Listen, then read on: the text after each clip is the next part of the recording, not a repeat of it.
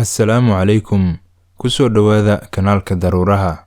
Libaaxa nuuciisa labka ah ee aarka waxaa lagu tilmaamaa boqorka keymaha, Asadul Ghaba ama King of the Jungle. Ma jirto cid uu kaga heebeysto hawdka, isaga ayaana atoora ka ah. Waxa uu galaa dagaallo adag oo mararka qaar uu naftiisa ku waayo ama ay ka soo gaaraan dhaawacyo culus oo jirkiisa ka muuqda inta uu nool yahay. Qisadeena maanta waxay ku saabsan tahay aar ama libaax galay dagaal aad u culus oo uu ku waayay ishiisa midig, kaas oo uu sawiro ka soo qaaday sawir-qaadaha reer Botswana ee Shaun Malan. Ninkan sawir-qaadaha ah ee 39 jirka ah ayaa waxa uu libaaxani kula kulmay tuulada Khawai ee waqooyi galbeed ee waddanka Botswana, taasoo u dhow webiga Khawai. Waxaana sawirka ka muuqda aar lagu qiyaasay 7 jir oo hal il laga tuuray, dhaawac weynna uu ka soo gaaray isha midig. Libaaxan oo ku guda jiray hawshiisii ugaarsiga, isla markaana aan u fadhinayn halka il ee ka maqan, ayaa isagoo gaatamaya waxaa sawiradan ka soo qaaday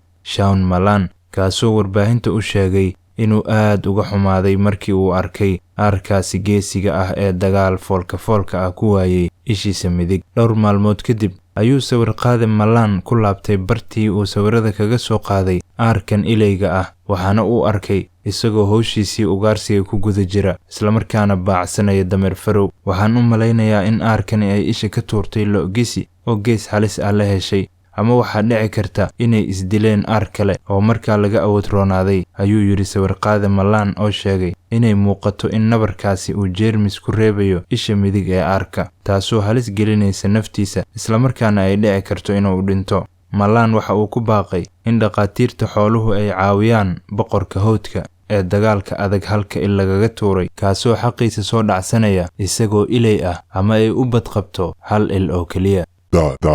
daruuraha